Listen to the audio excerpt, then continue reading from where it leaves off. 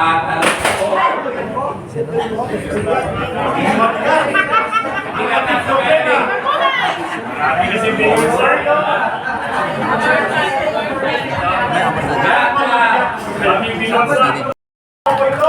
Thank you, Kado. And we will have Attorney Manny Luna, isa po sa Executive Committee or Executive Council ng Philippine Alliance for National Accountability as introduced kanina ni Secretary and General Hermogenes Esperon. Sir, take it away for the final part.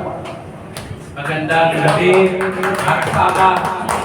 Hindi lang siya adik din sa pagnanakaw ng salapi ng taong bayan. Napakasamang tao. Hindi talaga karapat-dapat at kailangan na lumaba. First and foremost, I would like to express my thanks to former Congressman Jing Paras, ang aming utak at leader sa kapilan ng mamayang para sa bayan, for the people. And of course, kay Ricelis, kasama natin ng mahabang panahon na sa mga rallies against Marcos. Secretary Jun Esperon, former Chief of Staff of the Armed Forces of the Philippines. Pumunta na rin kanina si former Congressman Mike Pension. At nandito rin ang ating mga ibang mga guests at mga lumalaban para sa bayan. Nagpapasalamat ako sa mga vloggers at mga kapwa ko Pilipino. Mahal ko ninyong bayan, mahal ko na rin ang bayan.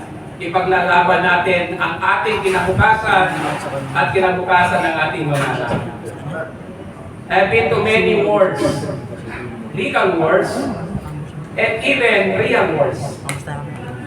Pinanganak ko ako sa probinsya ng Basilan, Bar, in the 1970s. At alam ko, ingat na sa wedding.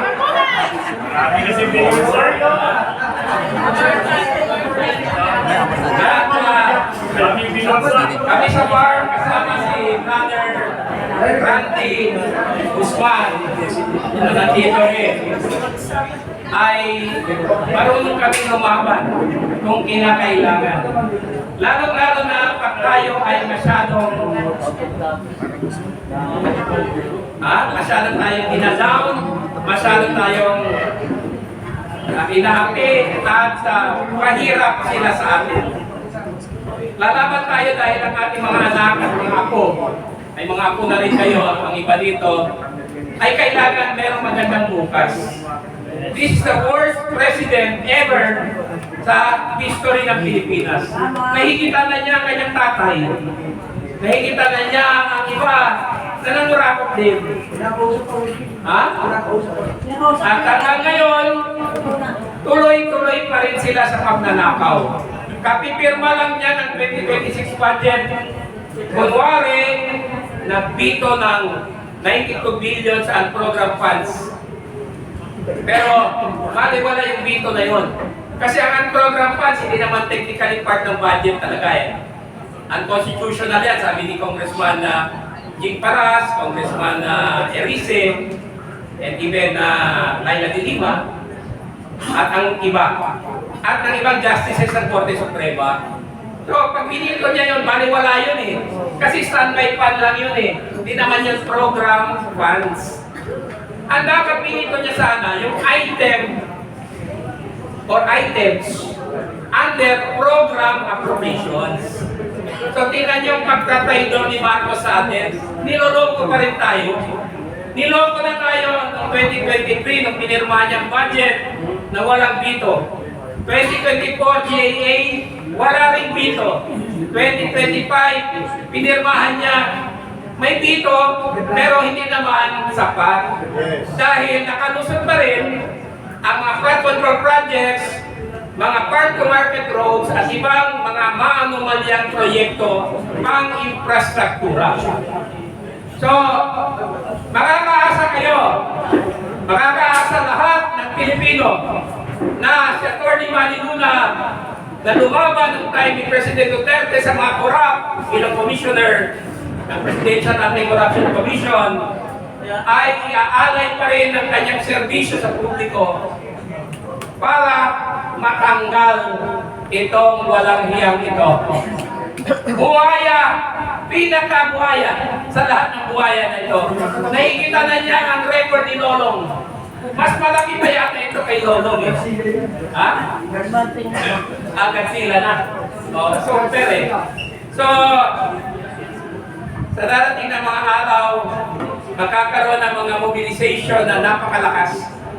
We need you. Continue helping us. Continue fighting. We have to defend democracy. We have to defend the Philippines. We have to save the Philippines from destruction. Masama itong pumasok sa ating bansa. He is an existential evil. Demonyo po ito ang kalaban natin. Hindi ito basta-basta. At hindi ko na kailangan sabihin kung sino yan. Alam na ng Pilipino. Negative siya sa lahat ng surveys na malalaki. Negative 3 sa isa, tapos negative 8 sa isa, tapos negative 27 sa isa. Sa latest survey, negative 27 yung cabinet sa Publicos Asia. Negative 8 sa Pulse Asia. Negative 3 sa SWS. Negative 8 sa NCR. Negative sa Visayas. Negative sa Mindanao sa lahat ng surveys except Balance Luzon. Pero bumaba rin siya sa Balance Luzon na bailiwick niya. So, it goes to show that the boat is sinking.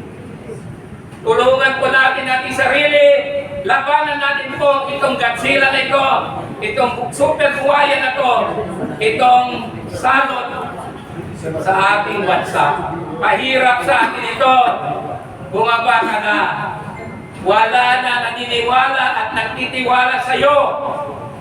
Resign now, Mr. Marcos. Maraming salamat po.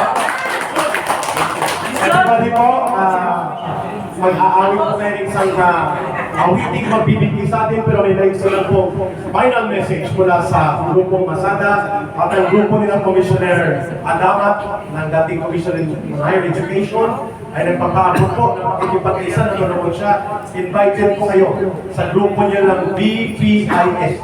Or sorry, VIPSD. Yun. Sorry Commissioner Ronald Adamat, you are invited po. At welcome kayo dito. At hindi lang po siguro na follow up ang communication. Yes, nanonood sila ngayon. Ang VIPSD. Music band. At tayo po ay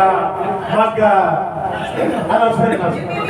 Mitsubishi for Mitsubishi Adventures. Lilipat na. Okay. So we will have the short and final message and call to action from former USEC Ben Ranke, and then we will have our closing of the program.